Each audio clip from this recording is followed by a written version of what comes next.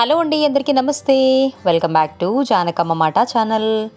ఈరోజు మన ఛానల్లో పిల్లల నుంచి పెద్దల వరకు అందరూ ఎంతగానో ఇష్టపడే ఎంతో జ్యూసీ అండ్ టేస్టీ గులాబ్ జామున్స్ని ఈజీ వేలో చక్కగా కొన్ని టిప్స్ చెప్తూ తయారు చేసి చూపించబోతున్నానండి.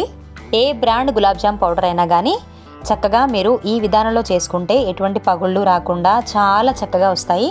మరి లేట్ చేయకుండా తయారీ విధానం చూసేద్దాము. నేనైతే ఎంటీఆర్ గులాబ్ జామ్ ప్యాకెట్ని తీసుకున్నానండి.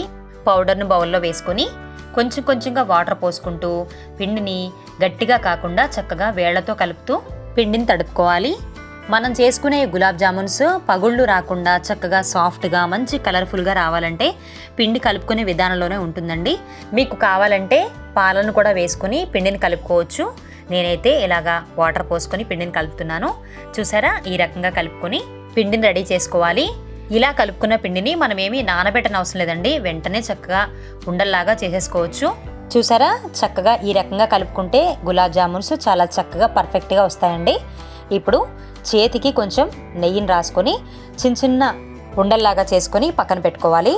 మీకు కావలసిన సైజులో చేసుకోవచ్చు, అలాగే మీకు కావాల్సిన షేపుల్లో కూడా చేసుకోవచ్చు అండి. నేనైతే ఇలా రౌండ్గా చేసేసుకుంటున్నాను అనమాట. పైన పగుళ్ళు రాకుండా ఈ విధానంలో కనుక చేసుకుంటే మనం ఆయిల్లో వేసినప్పుడు కూడా చక్కగా విడిపోకుండా చాలా బాగా వస్తాయన్నమాట. చూసారా, ఇలా అన్నీ చేసుకున్న తర్వాత వీటిని పక్కన పెట్టేసుకొని ఇప్పుడు చక్కెర పాకం పట్టుకుందామండి. పొయ్యి మీద ప్యాన్ పెట్టుకొని 1 కప్పు చక్కెరను వేసుకొని 1.5 కప్పు వరకు వాటర్ను పోసుకుంటున్నాను.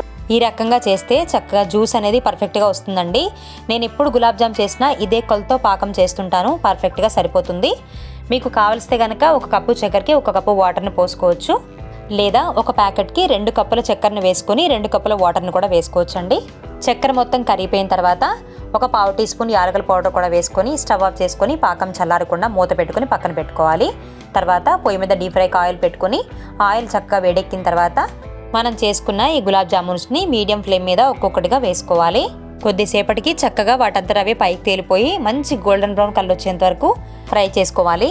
హై ఫ్లేమ్ మీద ఫ్రై చేసుకుంటే పైన కలర్ వచ్చేస్తాయి కానీ లోపల ఏమాత్రం కుక్ అవ్వండి. కాబట్టి చక్కగా ఇలా మీడియం ఫ్లేమ్ మీద ఫ్రై చేసుకుని మంచి గోల్డెన్ బ్రౌన్ కలర్ వచ్చేంత వరకు ఉంచుకొని వీటిని పాకంలో వేసేసుకోవాలి. చూసారా, చక్కగా ఫ్రై అవుతున్నాయి కదా. ఇలా ఫ్రై అవుతున్నప్పుడు వీటిని గరిటెతో చక్కగా ఇలా కలుపుతూ ఉంటే మొత్తంగా అన్నీ చక్కగా ఉడుకుతాయండి. ఇలా మంచి కలర్ వచ్చిన తర్వాత వీటిని ఆయిల్లోంచి తీసేసి చేసుకున్న పాకంలో వేసేసుకొని మళ్ళీ వెంటనే మూత పెట్టేసుకోవాలి. ఇలా మిగతా వాటిని కూడా చక్కగా ఫ్రై చేసుకొని వీటిని కూడా పాకంలో వేసేసి మూత పెట్టుకొని 10 నుంచి 15 నిమిషాల వరకు వీటిని ఎటువంటి కదల్చకుండా అలాగే ఉంచేస్తే కనుక పాకాన్ని గులాబ్ జాములు చాలా చక్కగా పీల్చుకొని చాలా బాగా వస్తాయండి. చూసారా, పాకాన్ని పీల్చుకొని మన యమ్మీ టేస్టీ గులాబ్ జామున్స్ ఎంత చక్కగా రెడీ అయిపోయినాయో. వీటిని ఒక బౌల్లోకి తీసుకొని పైన బాదం పప్పులతో అలంకరించుకుంటే తినటానికే కాదండి, చూడటానికి కూడా అద్దరిపోతాయి అన్నమాట. మరి తయారీ విధానం నచ్చితే కనుక మీరు కూడా ఒకసారి ఈ విధంగా ట్రై చేసేయండి. Thank you for watching.